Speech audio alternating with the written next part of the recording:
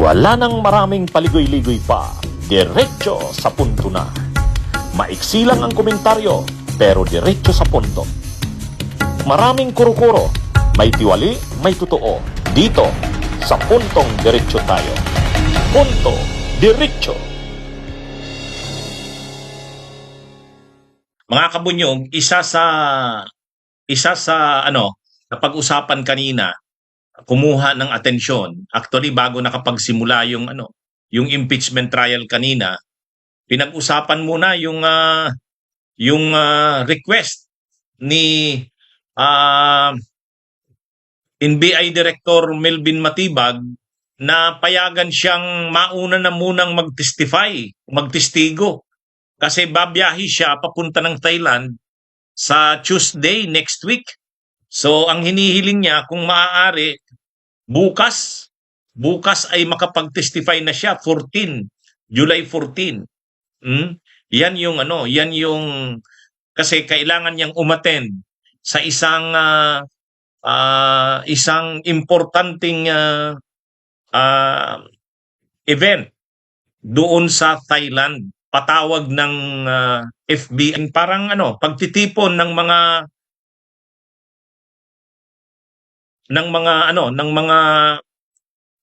investigation bureaus ng iba't ibang bansa. Kaya gustong umattend doon ni Director Matibag.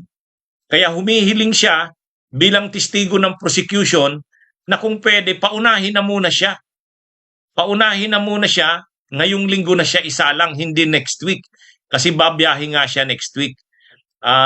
So nakikiusap siya. Siyempre yung prosecution, kasi siya yung testigo ng prosecution, ang nagpaabot sa impeachment court ng ganong kahilingan o request ay ang prosecution team.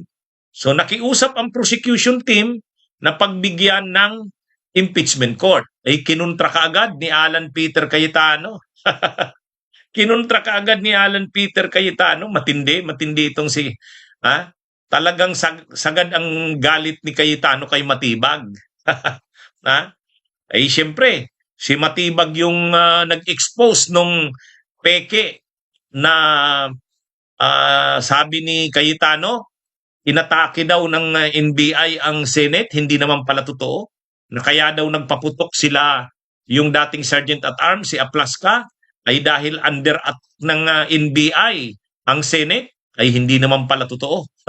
At ngayon, kumakaharap ng mga investigasyon si Cayetano, si Aplaska, si Robin Hood Padilla, yung putukan doon sa Senado.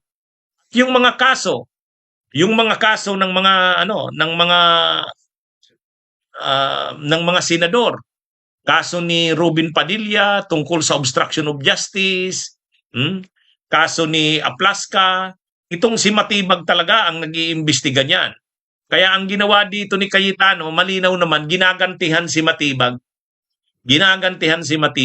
So kahit valid yung request ni Director Matibag, hindi naman nagsabi si Director Matibag na hindi siya a-attend sa patawag ng Senado ng impeachment court.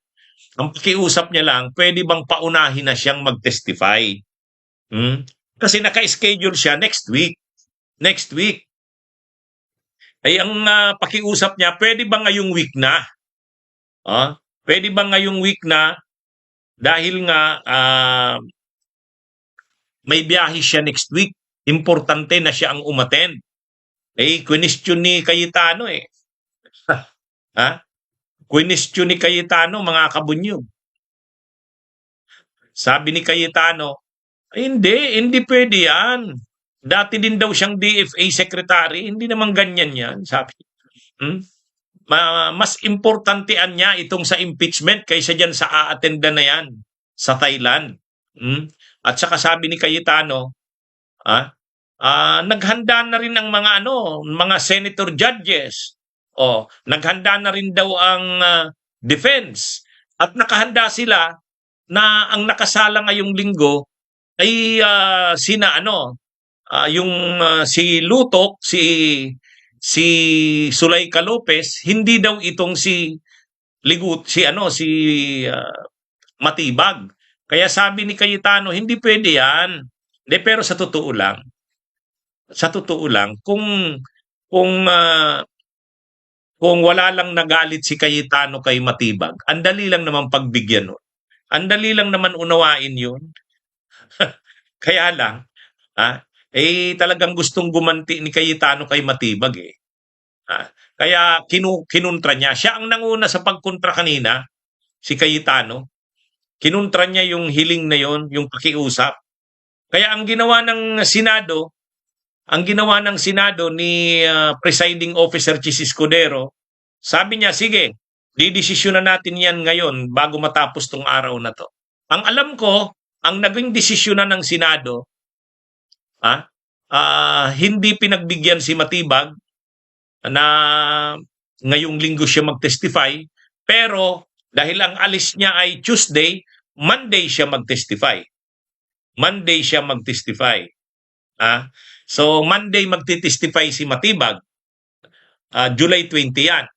Mga kabunyog, mga kababayan.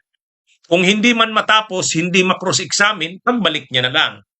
So parang yun yung compromise.